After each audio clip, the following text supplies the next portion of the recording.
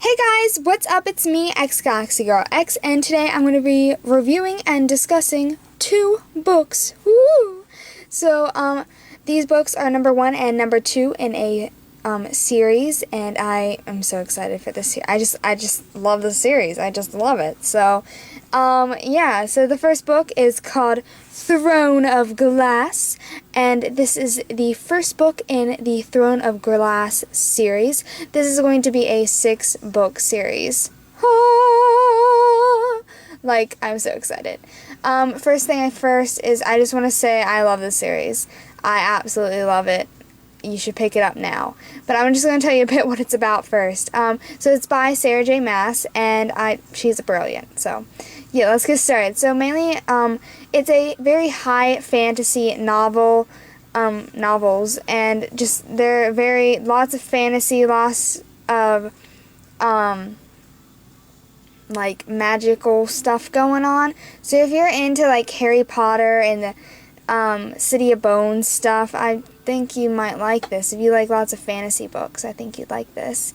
So the main character, her name is Selena Sardothian, and she is an 18-year-old assassin, and she's been living in the salt mines of Indovir for her crimes, and she's been dragged out by the crown prince, and his name is Dorian, and he offers her freedom on one condition.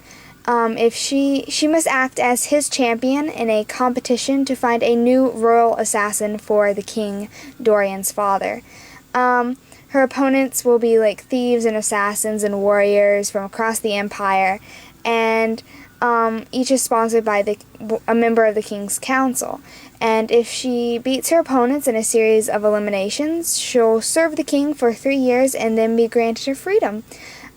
This book takes place from 3 different points of views. The first one is Selena, who's the main character. Then there's Dorian, who is the crown prince of the kingdom. And then there is Chaol Westfall, and he is the captain of the guard.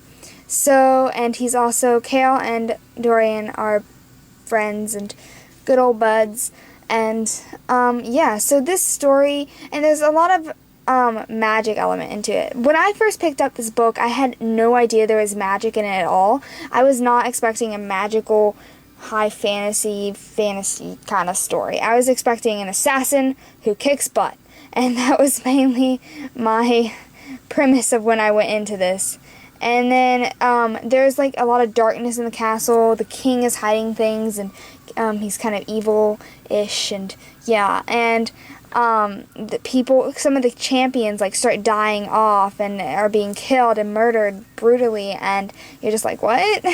What's going on? So yeah, it's amazing. I absolutely love it. I love the first book. I gave it a 5 out of 5 stars.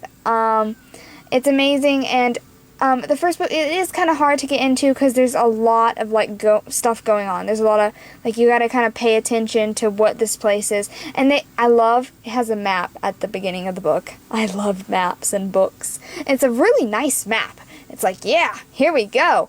Here's a book that is serious. So when there's a map in a book, you know the book is serious.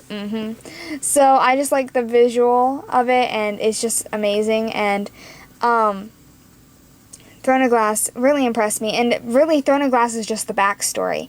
And I love Throne of Glass, and it was just the backstory of it all. And it's just like, okay, so if you can't get through Throne of Glass, just wait till the next book, which is Crown of Midnight.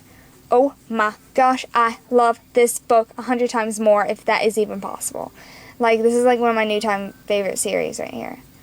Nothing can beat The Hunger Games, but it's up there. I love this series. So Crown of Midnight is a lot darker. We get a lot more of the fantasy elements in it, and it's just like, oh my gosh. Since, like, this is going to be a 6-book series, so she doesn't have to rush anything, and it's just wonderful, and I loved Crown of Midnight so much. It was so good, and we got to explore more of the Fae, which are the fairies, you know, and more about the witches, but there's going to be a lot more of that in the third book, which is HEIR, and I'm like so excited for that to come out, which comes out September 2nd. And I'm so excited. I need it now. So, yeah, so the things that would decipher if you love this book or not is if you like Selena, because some people I've read, like, don't like her, and I'm like, I hit the camera. I love Selena. I think she's awesome, and she feels very real to me, like a real girl, and, like, would act, and I don't know, I don't know, I like her. She's awesome. She's awesome. And then, we also, and it also depends if you like love triangles or not. I personally am a huge fan for love triangles.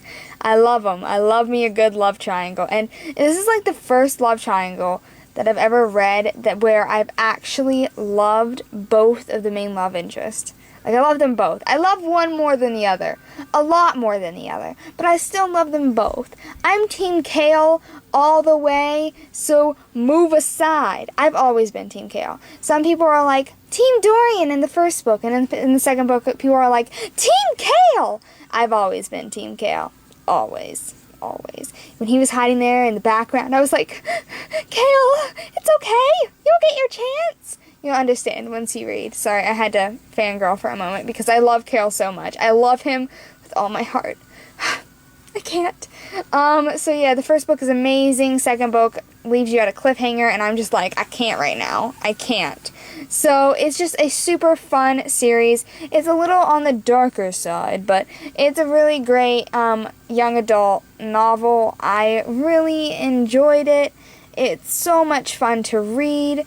And it was great. So I'd highly recommend picking up these two books and reading them as soon as possible.